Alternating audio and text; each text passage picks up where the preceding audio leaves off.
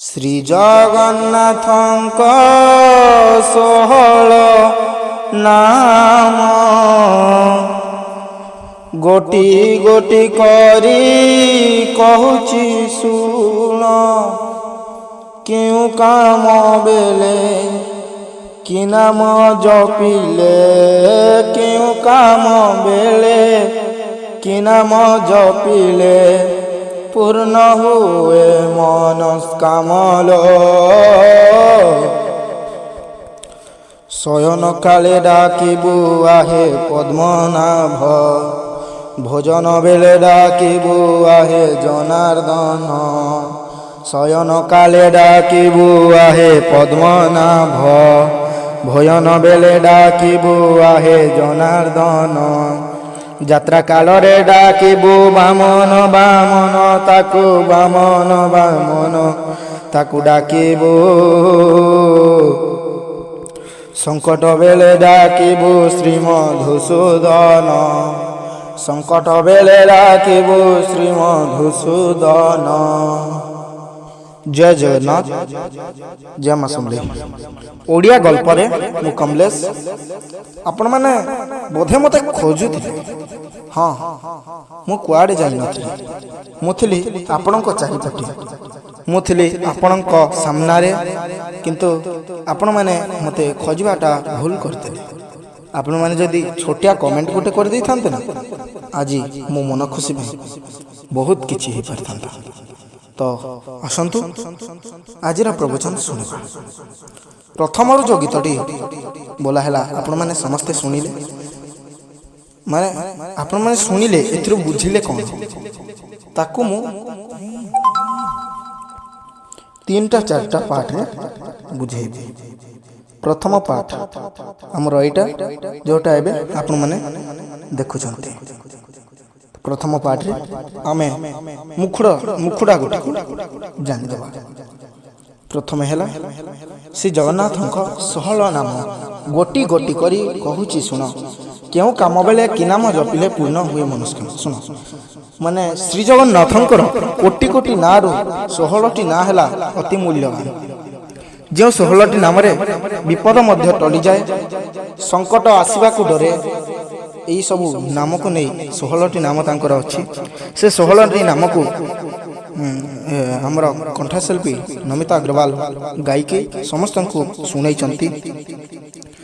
ଆଉ କେମିତି ସେ ନାମ, ତାର ମହତ୍ଵ କ'ଣ ଜାଣିବା ପାଇଁ ଆମର ଏହି ପ୍ରବଚନ। ଶ୍ରୀ ଜଗନ୍ନାଥଙ୍କ 16 ନାମ ଚଲନ୍ତୁ ଜାଣିବା। ପ୍ରଥମେ ଶ୍ରୀ ଜଗନ୍ନାଥଙ୍କ 16 ନାମ ଗୋଟି ଗୋଟି କରି କହୁଛି ଶୁଣ। କେଉଁ କାମ ବେଳେ କି ନାମ ଜପିଲେ ପୂର୍ଣ୍ଣ ହୁଏ ମନସ୍କାମ। କେଉଁ କାମରେ ଆପଣମାନେ ଖାଇଲା ବେଳେ କ'ଣ ଜପିବେ, ଶୋଇଲା ବେଳେ କ'ଣ ଜପିବେ, ଯାତ୍ରା ବେଳେ କ'ଣ ଜପିବେ, ସଙ୍କଟ ବେଳେ କ'ଣ ଜପିବେ, ଏସବୁକୁ ନେଇ ଆମର ଏହି ପ୍ରଥମ ପର୍ଯ୍ୟାୟ। ଚାଲନ୍ତୁ ଜାଣିନେବା। ଶ୍ରୀ ଜଗନ୍ନାଥଙ୍କ 16 ନାମ ଗୋଟି ଗୋଟି କରି କହୁଛି ଶୁଣ।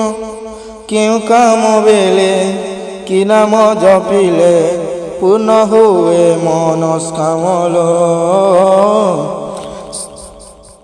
ଶୟନ କାଳେ ଡାକିବୁ ଆହେ ପଦ୍ମନାଭ, ଭୋଜନ ବେଳେ ଡାକିବୁ ଆହେ ଜନାର୍ଦ୍ଦନ। ଦେଖନ୍ତୁ, ଶୟନ ଯେତେବେଳେ ଆପଣ ଶୋଇବାକୁ ଯାଉଛନ୍ତି, ସେହି ସମୟରେ କ'ଣ ଡାକିବେ?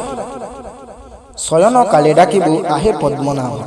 ପଦ୍ମନାଭ ବୋଲି ଯଦି ଜପିଦେବେ ନା, ତାହେଲେ ରାତ୍ରିଟି ଆପଣମାନଙ୍କ ଉପରେ ବହୁତ ଶୁଭ ଯିବ। ଏବଂ ଆପଣମାନେ ସେହି ସମୟରେ ପ୍ରଥମେ ତ ନିଦ୍ରା ଦେବୀଙ୍କର ନାମ ଉଚ୍ଚାରଣ କରିବେ, ଓମ୍ ନିଦ୍ରାୟ ନମଃ। ତାପରେ ଉଚ୍ଚାରଣ କରିବେ ହେ ପଦ୍ମନାଭ। ଏମିତି ଆପଣ ଯଦି କମ୍ ସେ କମ୍ 16 ଥର ଜପି ଦେଉଛନ୍ତି, ଶ୍ରୀ ଜଗନ୍ନାଥଙ୍କର ପ୍ରାୟ 16। ନାରାୟଣ ଯାହାକୁ ଆମେ କହୁଛି ଆମ ପରମ୍ପରାର ସଂସ୍କୃତିର ମାହୋଲ ଯାହାକୁ କୁହାଯାଏ, ପାଲା କେତେ ପାଲା, କେତେ ପ୍ରକାର, 16 ପ୍ରକାର। ତ ସେମିତି 16 ଥର ଯଦି ଜପି ଦେବେ ନା, ରାତ୍ରିଟି ଆପଣଙ୍କର ଅତି ଶୁଭରେ ଯିବ। ତାପରେ ଡାକିବା ଭୋଜନ। ଭୋଜନ ବେଳେ ଡାକିବୁ ଆହେ ଜନାର୍ଦ୍ଦନ। ଜନାର୍ଦ୍ଦନ ଦେଖନ୍ତୁ, ଜନାର୍ଦ୍ଦନ ଗୋଟେ ଏମିତି, ଜନାର୍ଦ୍ଦନ ମନ୍ତ୍ର ମଧ୍ୟ ଗୋଟେ ଅଛି, ମୂଳ ମନ୍ତ୍ରକୁ କୁହାଯାଏ ଜନାର୍ଦ୍ଦନ। ଏବଂ ଓମ୍ ଉଚ୍ଚାରଣ ପ୍ରଥମେ ଜନାର୍ଦ୍ଦନ ହିଁ କରିଥିଲେ। ଆଉ ସେଇଥିପାଇଁ ତ ଜନାର୍ଦ୍ଦନ ଆଜି ସାରା ବିଶ୍ୱରେ ପ୍ରସିଦ୍ଧ। ଆଉ ବିଶ୍ୱର କୋଣ ଅନୁକୋଣରୁ ଦେଖିବାକୁ ଆସିଛନ୍ତି ସେ ଜନାର୍ଦ୍ଦନ ବେଶକୁ। ଜନାର୍ଦ୍ଦନ ବେଶ କେତେବେଳେ? ନାଗାର୍ଜୁନ ବେଶ ଯେଉଁ କୁହାଯାଏ, ନାଗାର୍ଜୁନ ବେଶକୁ ଜନାର୍ଦ୍ଦନ ବେଶ କୁହାଯାଏ। ବା ସକାଳୁ 3ଟା ବେଳେ ଯେଉଁ ବଡ଼ ସିଂହାର ବେଶ କୁହାଯାଏ। ବଡ଼ ସିଂହାର ବେଶରେ ଯେଉଁ ବସ୍ତ୍ର ଗୁଡ଼ିକୁ ଲାଗି କରାଯାଏ, ସେଇ ବସ୍ତ୍ର ଗୁଡ଼ିକୁ ଜନାର୍ଦ୍ଦନ ବେଶରେ ମଧ୍ୟ ଲାଗି କରାଯାଏ। ଆଉ ଆପଣମାନେ ଭୋଜନ ବେଲେ ଡାକିବୁ ଆହେ ଜନାର୍ଦ୍ଦନ। ଜନାର୍ଦ୍ଦନ ଭୋଜନ ବେଲେ ଆପଣମାନେ ଡାକିଦେବେ ଏବଂ ମା ଅନ୍ନପୂର୍ଣ୍ଣାଙ୍କୁ ମଧ୍ୟ ଡାକିଦେବେ। ଚାଲନ୍ତୁ। ଯାତ୍ରା କାଳରେ ଡାକିବୁ ବାମନ ବାମନ, ତାକୁ ବାମନ ବାମନ ତାକୁ ଡାକିବୁ। ଏମିତି ଯାତ୍ରା ଯାହାକି ଅଛି, ଯାତ୍ରା କାଳରେ ଡାକିବୁ ବାମନ ବାମନ। ଯାତ୍ରା କାଳରେ ତାକୁ ବାମନ ହିଁ ଡକାଯାଏ, କାରଣ ସେ ବାମନ ରୂପରେ ଅବତୀର୍ଣ୍ଣ ହୋଇଥିଲେ। ଯେତେବେଳେ ଅବତାର ନେଇଥିଲେ ବାମନ ରୂପରେ, ବହୁତ ଦୂର ସେ ଯାତ୍ରା କରି ବଳିର ଦ୍ୱାର ମୁହଁରେ ପହଞ୍ଚିଥିଲେ। ତ ଆପଣ କାହା ଘରକୁ ବି ଯାଆନ୍ତି, ବାମନ ବାମନ ବୋଲି ସ୍ମରଣ କରିଦେବେ। ତାପରେ ଦେଖିବା, ଯାତ୍ରା କାଳରେ ଡାକିବୁ ବାମନ ବାମନ, ତାକୁ ବାମନ ବାମନ ତାକୁ ଡାକିବୁ। ସଙ୍କଟ ବେଲେ ଡାକିବୁ ଶ୍ରୀ ମଧୁସୂଦନ। ଦେଖନ୍ତୁ, ସଙ୍କଟ ଯେତେବେଳେ ବି ସଙ୍କଟ ଆସେ, ଆପଣମାନେ ଶ୍ରୀ ମଧୁସୂଦନ ଜପିଦେଲେ ସଙ୍କଟଟି ଟଳିଯିବ। ଏହା ମୁଁ କହୁନି, ପୁରାଣ ବର୍ଣ୍ଣିତ ଲେଖା ଅଛି। ଏହି ଜନାର୍ଦ୍ଦନ, ଏହି ଆମର ସଙ୍କଟ ବେଳେ ଡାକିବେ ଶ୍ରୀ ମଧୁସୂଦନ, ଦୁଇଟି ନାମଟି ଆମ ସଂସାରରେ ଅତିରୁ ଅତି ପ୍ରସିଦ୍ଧ। ଆଉ ଏ ଜଗତରେ ଜନାର୍ଦ୍ଦନ ଏବଂ ଶ୍ରୀ ମଧୁସୂଦନ ଏ ନାମଟି ହେଲା ଅତିରୁ ଅତି ପ୍ରସିଦ୍ଧ ଏବଂ ଅତିରୁ ଅତି ମୂଲ୍ୟବାନ। ଆପଣମାନେ ଏତିକି ମନେ ରଖନ୍ତୁ। ପୁଣି ଆଗାମୀ ଅଧ୍ୟାୟରେ ଏହାର ଦ୍ୱିତୀୟ ସିରିଜ୍ ଆରମ୍ଭ କରିବା। ସେ ପର୍ଯ୍ୟନ୍ତ ମୋତେ ବିଦାୟ ଦିଅନ୍ତୁ। ଜୟ ଜଗନ୍ନାଥ, ଜୟ ଜଗନ୍ନାଥ, ଜୟ ଜଗନ୍ନାଥ, ଜୟ ମା ସମଲେଇ। ବିଦାୟ ନେଉଛେ ଏ ଅଧ୍ୟାୟ।